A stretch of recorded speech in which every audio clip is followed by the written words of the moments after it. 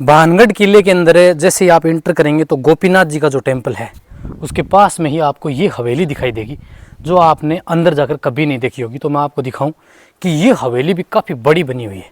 हालांकि ये किसके लिए बनाई गई है ये हमें भी आइडिया नहीं है, ना ही इसको कहीं पे मेंशन किया गया है। ये जो द्वार देख रहे हैं ना आप, ये पूरी हवेली का जो पानी होता था वो वाटर हार्वेस्टिंग सिस्टम की तरह बाहर की ओर आता था। ये सीढ़ियाँ बनी हुई देखिए हवेली के अंदर जाने की। और ये हवेली के बाहर का जो भाग है ना, ये तो टूट गया है पूरा। बाहर की ओर बरामदा था, और जैसे ही आप अंदर आएंगे ना तो आपको दिखाई देगा एक बड़ा सारा आंगन। ये देखिए आप, यहाँ बड़ा सारा आंगन है।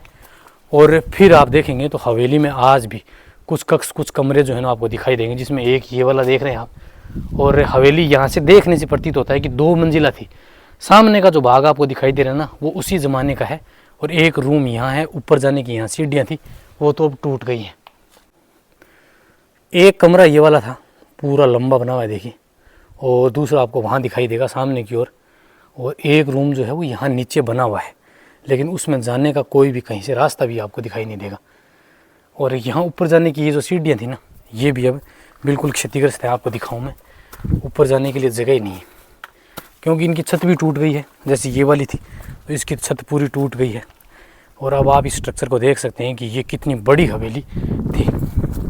और बाहर से आपको दिखाऊँ ना तो ये तो टूटा हुआ है बिल्कुल, थोड़ी सी सावधान रखनी होगी। ये बाहर का भाग है, और ये गोपीनाथ जी का जो टेम्पल मैंने बताया बिल्कुल इसके फ्रंट में बनी हुई। और एक छोटा सा स्ट्रक्चर जो है ना वो यहाँ भी बना हुआ है बिल्कुल इसके पास में ही।